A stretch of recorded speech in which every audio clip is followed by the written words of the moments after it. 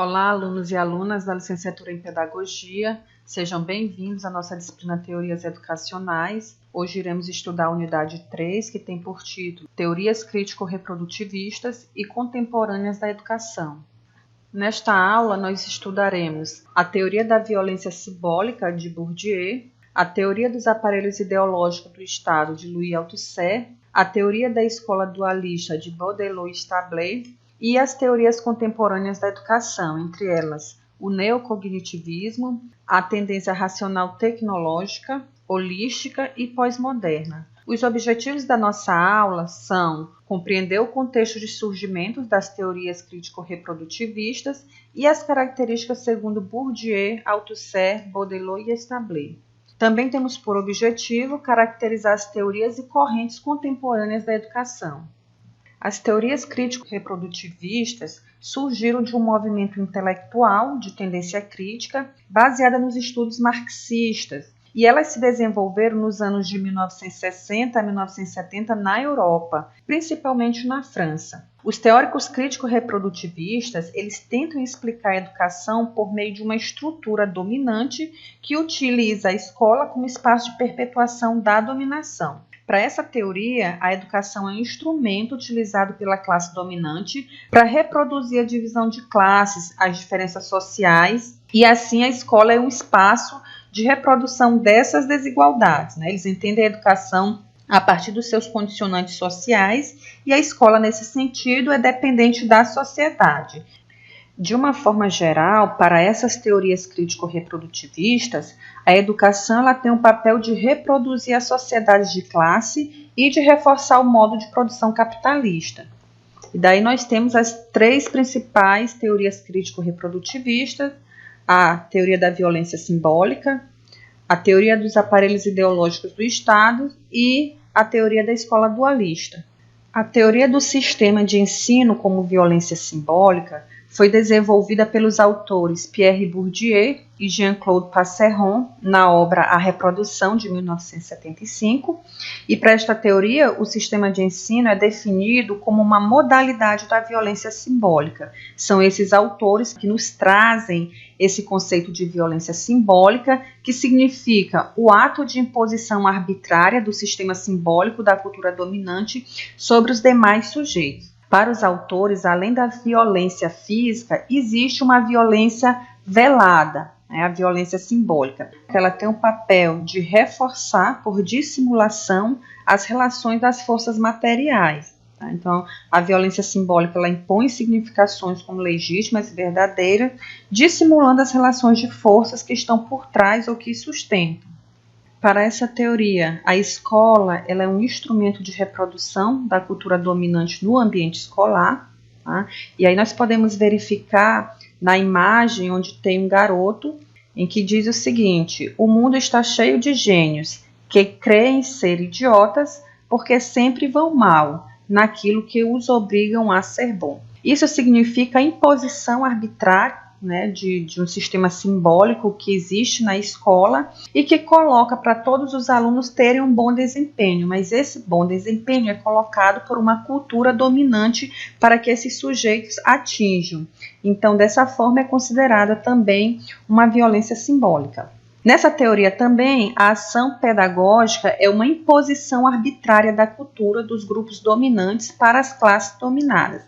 Então, essa violência simbólica, ela surge a partir de uma ação pedagógica que é exercida pelo professor, poder arbitrário do professor ou da escola, para legitimar os saberes e práticas escolares em relação às outras. Então, há essa ação pedagógica do professor, que é legitimada por sua autoridade pedagógica, quanto aquele que vai conduzir o processo de aprendizagem, e essa violência simbólica vai culminar no trabalho pedagógico que é realizado em sala de aula. A outra teoria crítico-reprodutivista é a da escola como aparelho ideológico do Estado, desenvolvido por Louis Althusser.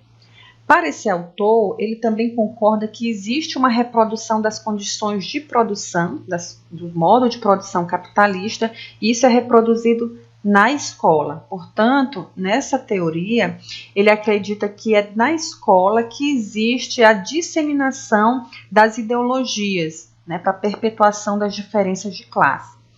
O autor, ele apresenta dois tipos de aparelhos, que são os aparelhos repressivos do Estado, representados com uma imagem aqui pela prisão, pelo governo, representado também pelo exército, pela polícia, os próprios tribunais. Então, são aqueles aparelhos que servem para o Estado para manter a sua estrutura, para repreender a população e assim manter a sua estrutura. E nós temos também nessa teoria os aparelhos ideológicos do Estado. O Althusser, ele identifica vários aparelhos ideológicos do Estado que nós vamos chamar AIE. Tá? Então, ele identifica o AIE religioso, que são os sistemas das diferentes igrejas, o AIE escolar, que é o sistema de diferentes escolas públicas e é o que tem uma estrutura mais sistemática para reproduzir a ideologia do Estado, além da ideologia que é reproduzida pelas famílias, pelo aparelho político, pelo aparelho jurídico, sindical, também pelos aparelhos que veiculam informações como a imprensa, o rádio, a televisão, e os aparelhos que reproduzem as informações culturais, né, das letras, das belas artes, dos desportos. Então, ele faz essa distinção entre aparelho repressivo do Estado e os aparelhos ideológicos do Estado. Lembrando que o que possui uma estrutura de maior reprodução é a escola. A escola está em primeiro plano como instituição que reproduz as diferenças de classe, que reproduz as ideias da classe dominante. Para essa teoria, a ideologia se materializa nos AIEs e a escola constitui o instrumento mais acabado das relações de produção. Também contribui para a reprodução da divisão social, né? Os indivíduos eles são levados a aceitarem naturalmente a sua condição de explorados ou exploradas. Uma outra teoria crítico-reprodutivista é a teoria da escola dualista desenvolvida por Baudelot e Stabler. E ela foi descrita no livro A Escola Capitalista na França, que foi escrita em 1971. Então, esses autores, eles buscam mostrar que a escola, mesmo tendo uma aparência de unitária, de unificadora, essa escola ela é dividida em duas grandes redes. E essas duas grandes redes vão corresponder à divisão da sociedade capitalista em duas classes, que é a burguesia e o proletariado. Então, para esses autores, existem essas duas escolas dualistas. A escola está dividida em duas grandes redes, que é, por um lado, a classe burguesa e, de outro lado, a classe proletariada. Quais serão essas duas redes? Como nós podemos observar na imagem, nós temos uma rede de escolarização primária profissional destinada à classe menos favorecida, né, a classe proletariada, em que esses alunos eles são inseridos na escola já sabendo do seu papel, que será a de ser futuras mão de obras para o sistema produtivo, aqueles que serão dominados, que receberão as ordens. Por outro lado, os autores identificam uma rede de escolarização secundária superior destinada àquelas pessoas, aqueles alunos oriundos de classes mais favorecidas, classes abastadas. Portanto, esses alunos dessa rede secundária superior seriam as mentes pensantes, aqueles que comandariam, que estariam no topo da estrutura da classe dominante.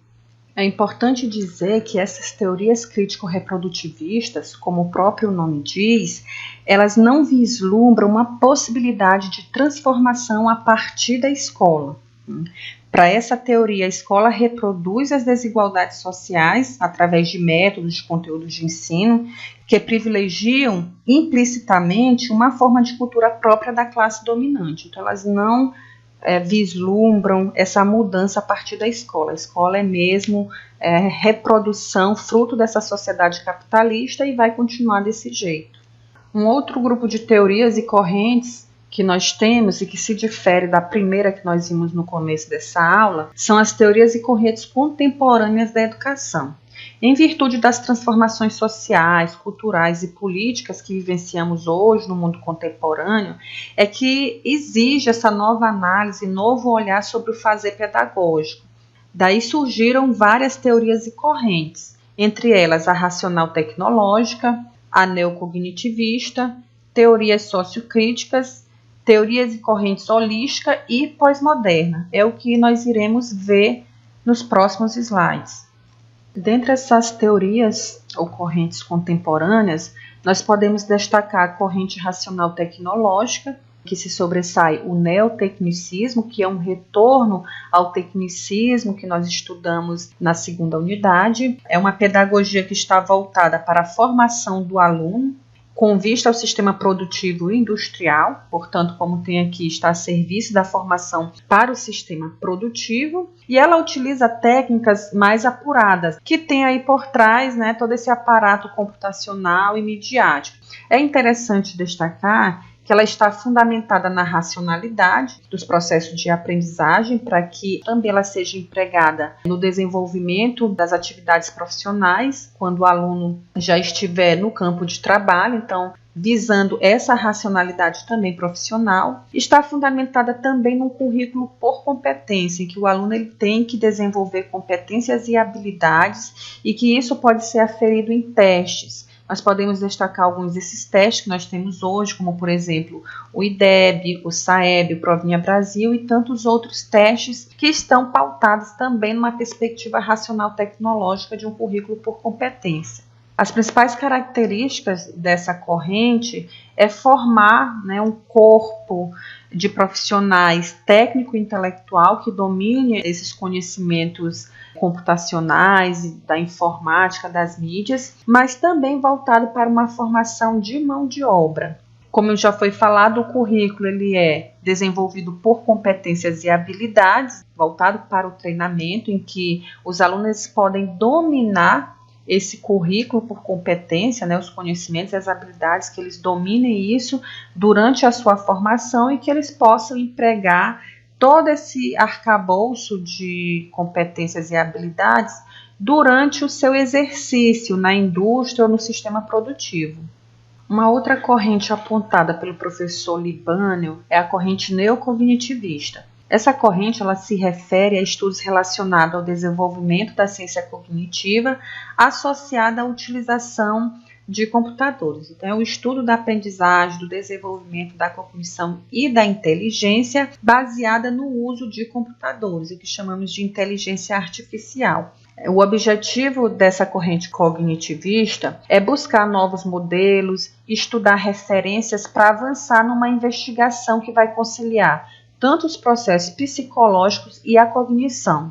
Portanto, o uso da inteligência artificial dos computadores, eles serão muito importantes para essa corrente cognitivista, que ela vai estudar essa relação, aprendizagem, desenvolvimento e cognição e inteligência também. Dentro dessa corrente neocognitivista, nós podemos destacar o construtivismo pós-piagetiano, tá, relacionado à interação do aluno com o meio. Então, ela prioriza o uso de softwares, que o aluno possa utilizar o software para manipular dados de forma mais rápida e prática, em que ele pode também simular situações para perceber as relações entre os objetos de acordo com o estudo envolvido, as alterações sofridas no estudo. Ela se baseia no diálogo, o aluno ele pode buscar outras formas de resolver problemas com a mediação, sendo sempre essa mediação realizada com o professor e pelo professor, e ela põe em destaque o diálogo. Não é apenas o diálogo unilateral, apenas pelo professor, mas o aluno ele precisa expor, interagir com todos, com os colegas, usando os recursos disponíveis para construir conhecimento. Nesse sentido, a aprendizagem ela se dá de forma significativa e colaborativa, não existe a decoração ou a memorização de fórmulas, a aprendizagem ela se dá de uma maneira concreta e dinâmica. Assim, o aluno ele pode desenvolver a sua autonomia, a sua criatividade, e com o uso do computador, o aluno ele pode manipular os dados, ele pode realizar testes com estratégias de forma mais rápida e prática, e a aula se torna assim mais dinâmica e um ambiente mais prazeroso para a aprendizagem dos alunos e das alunas. Um outro conjunto de teorias existentes, destacado pelo professor Libânio, são as teorias sociocríticas. Elas surgem a partir de referenciais marxistas ou neomarxistas e elas convergem na concepção de educação como compreensão da realidade para transformar. A educação, nesse caso, ela tem um sentido transformador. Tá? Ela visa a construção de novas relações sociais para a superação das desigualdades, tanto sociais quanto econômicas.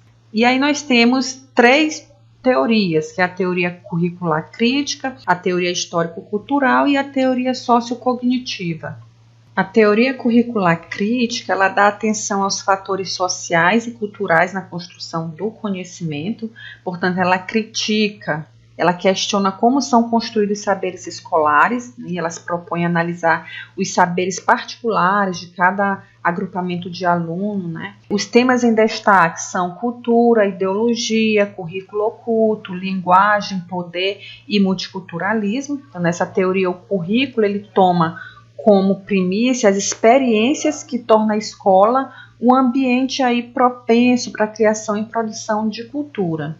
Já a teoria histórico-cultural, ela se apoia nos estudos do russo Lev Vygotsky e seus seguidores. Eles compreendem que a aprendizagem ela resulta da interação entre o sujeito e o objeto, em que a ação do sujeito sobre o meio é socialmente mediada pelo professor, atribuindo, portanto, um peso significativo tanto à cultura quanto às relações sociais. Então, a aprendizagem ela resulta dessa relação da interação entre sujeito e objeto e dá esse valor à intermediação pelo professor, que é quem faz a mediação entre a cultura e também faz essa mediação entre os alunos e o conhecimento e entre o conhecimento entre os próprios alunos. Essa, então, é a teoria histórico-cultural que a gente se apoia nos estudos de Vygotsky. Por fim, nesse grupo de teorias sociocríticas se destaca a teoria sociocognitiva, que dá importância às condições culturais e sociais da aprendizagem, visando ao desenvolvimento da sociabilidade por meio dos processos socioculturais. Para essa teoria sociocognitiva, a questão mais importante da escola não é o funcionamento da mente, o funcionamento psíquico ou os conteúdos de ensino, mas eles se importam com a organização de um ambiente educativo que seja solidário, que dê atenção às relações comunicativas e que tenham por base as experiências cotidianas, né, as manifestações da cultura em si. Como nós podemos ver aí na imagem, nós vemos um grupo de alunos interagindo, né, que simboliza aí essa teoria sociocognitiva que dá importância não só às condições culturais, mas também sociais para o desenvolvimento do sujeito. Um outro grupo de correntes, dentro dessas correntes contemporâneas, são as holísticas, como nós podemos perceber na imagem, voltado para a preservação do meio ambiente, da natureza. Então, é um projeto educativo que visa conscientizar os alunos que elas pertencem ao universo e que o desenvolvimento da espécie humana depende de um projeto mundial de preservação da vida. Então, nessa educação holística, não é rejeitado o conhecimento racional e outras formas de conhecimento, mas o foco está em considerar, em preservar a vida como uma totalidade, em que o todo se encontra na parte e cada parte é um todo. Então, eles pensam muito dessa forma. E aí nós temos o exemplo da ecopedagogia, que pensa numa perspectiva de uma cidadania planetária, né, na centralidade do ser humano no processo educativo, na importância da intersubjetividade e na educação voltada para a vida cotidiana. E aí nós temos esses exemplos, tanto da ecopedagogia como outras pedagogias que surgiram, como a pedagogia Waldorf, que não é muito presente no nosso estado, mas que existe em outros estados da federação, como São Paulo, em que a criança ela é colocada desde cedo a experimentar, se desenvolver como um todo, né, em preservar o ambiente, se desenvolver em todos os aspectos, tanto dos aspectos sociais, emocionais, né, intelectuais. Então, essas correntes holísticas, elas se preocupam muito em conscientizar as pessoas que elas participam de uma dimensão maior e que, portanto, é preciso preservá-la. A corrente pós-moderna, né, do tipo pós-estruturalista, ela aparece nas escolas por meio de temas transversais, né, ou temas geradores, que vão abordar esses diversos conteúdos relacionados a gênero, a raça, a etnia, a inclusão, multiculturalismo, e eles vão aparecer geralmente nas propostas didáticas na escola por meio desses temas. Para finalizar nossa aula, eu trago uma citação do autor Boaventura de Souza Santos, que reflete uma questão pós-estruturalista também traz para dentro da escola, que é levar os alunos a refletir sobre questões de igualdade, diferença. E diz o seguinte: lutar pela igualdade sempre que as diferenças nos discriminem, e lutar pela diferença sempre que a igualdade nos descaracterize.